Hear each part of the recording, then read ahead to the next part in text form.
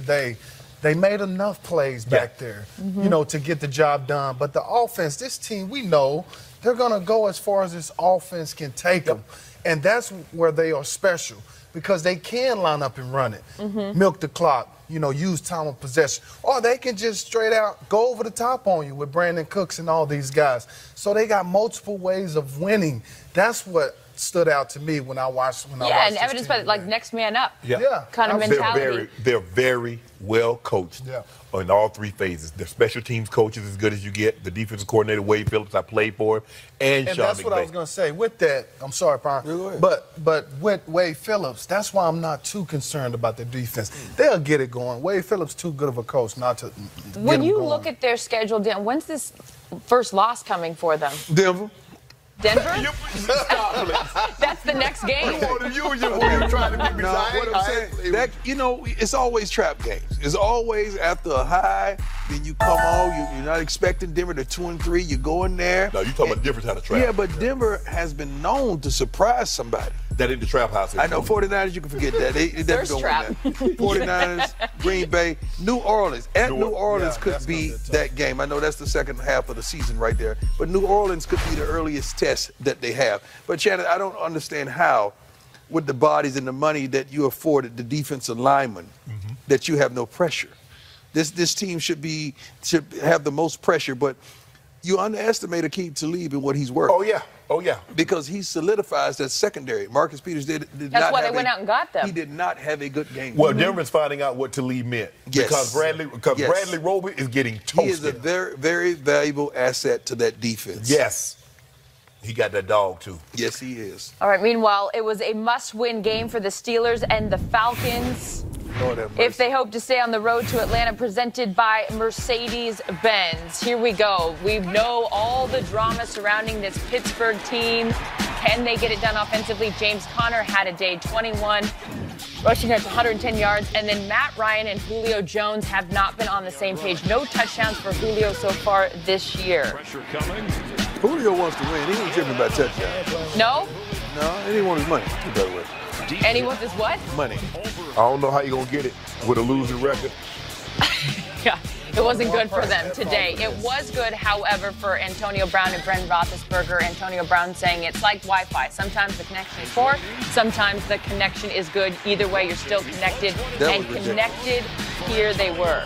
That was ridiculous right there. He just threw that ball up for grabs. That was a horrific decision, I think. No, ridiculous is that haircut that Antonio Brown got. That's what's ridiculous. He ain't keeping his style, man. That ain't no style. That is his style, man. He keeps his style. He keeps it fashionable. It's fashionable. What do you call it? It's a new kid out there today. It's not like us, man. My kid will come over with some The haircut style like that everyone loves is winning, and the Steelers got that today. They did. Dion, are the Steelers back on track? Yes. Stop it. I like them running the football. That's not Le'Veon Bell. Sooner or later, they got to stop looking in the past and wait for Le'Veon to come through that door because he's not coming for the next 3 weeks. Antonio is the ticket to get these guys where they need to go, but they need the productivity that they got today out of the running game.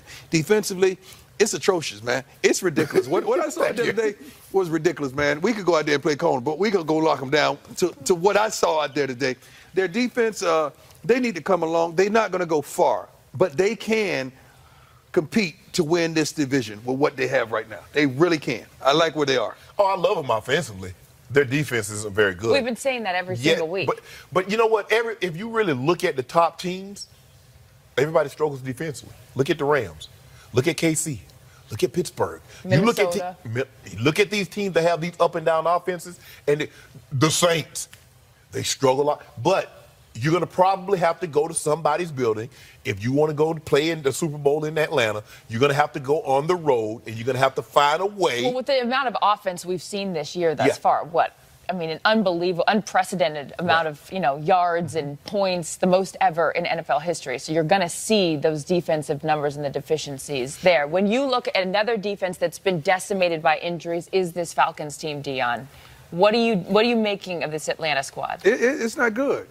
I don't want to ever say it's over in what is it, week 5 or 6 right now? 5. I don't ever want to say it's over that early, but this is not good. Defensively, you can't stop anyone. And then today, offensively, you couldn't move the ball on an erratic Pittsburgh Steelers defense, I don't understand it. Chris, he using over with R. It's OVA. It's over for the Falcons. You know it. I couldn't say it. I sure appreciate you.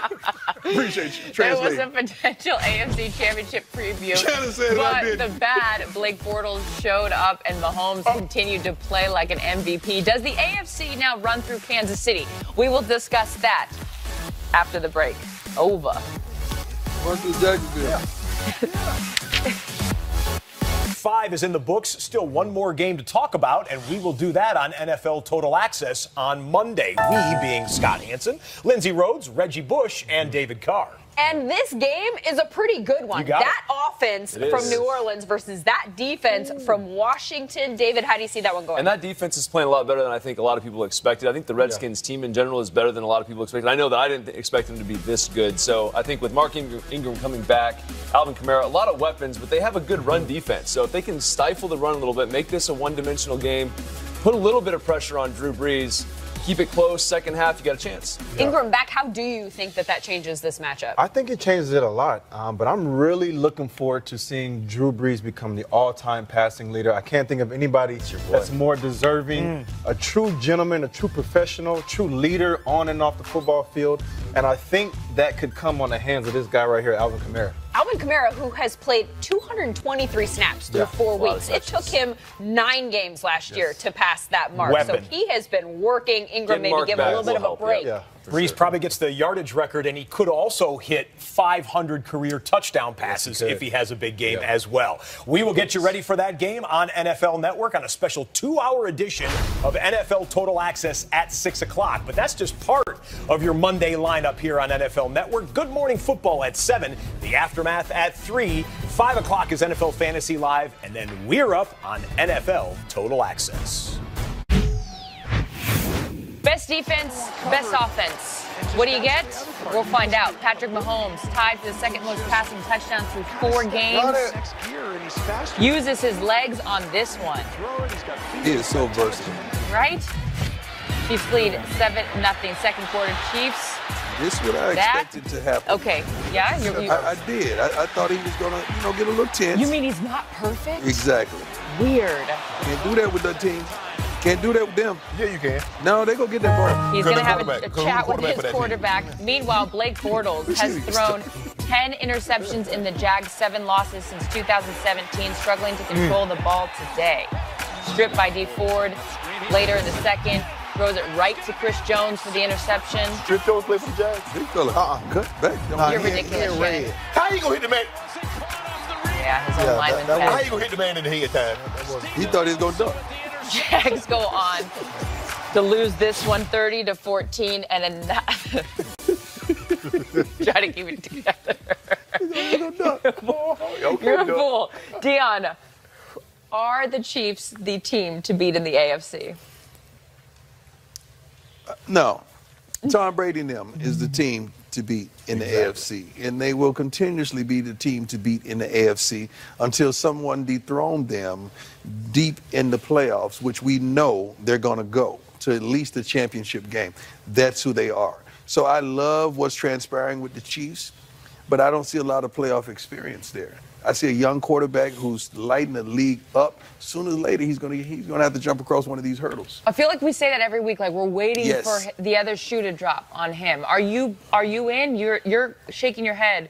With Blake Bortles threw for 400 yards against Kansas City's defense. Blake Bortles. What do you think Tom Brady's gonna do? It doesn't matter where you play him. And that's what you have to do. Really, you're talking about, well, it's your offense against the Patriots' offense. Because Tom Brady's going to get his. Can you match him? You got to get to 28 points to beat Tom Brady in the playoffs. If you cannot get to 28, and there are not a whole lot of teams when all the money is on the center of the table, there's not a whole lot of people that can go get that money like he can. They play next Sunday night, so we're going to find out. Go ahead, LT. The Chiefs are the team to beat. And I'll tell you why. The thing that you have to do against Tom Brady now, right? What you got to do? You have to be able to score. Okay. Kansas City is the best at doing it in our league. Okay. They're going to have home field advantage because they're going to have the best record in the National Football League. So you got to go to Arrowhead. And then the thing that they have most. What? Pass rushers. Man, Big forward, Justin Houston, those boys can rush Tom Brady. I'm just telling you, watch what I tell you. I cannot believe you gave Kansas City's defense some accolades because these guys had not been performing well. Against the run. Against anything. Against the run. Because everybody's driving Escalades against that defense. Against accolade anything. LT, stop. They don't run the ball. Stop, LT. What stop? If New England was a running team, Did you see Sony Michel? Did you see James White? At the end of the day, what are they going to do? Okay. At the end of the day. They got Tom Brady, and nobody else does. Okay. And Coach Belichick. Tom Brady, them. Another great Sunday of football is in the books, filled with comebacks, rookies on the rise, and more kicking problems for one of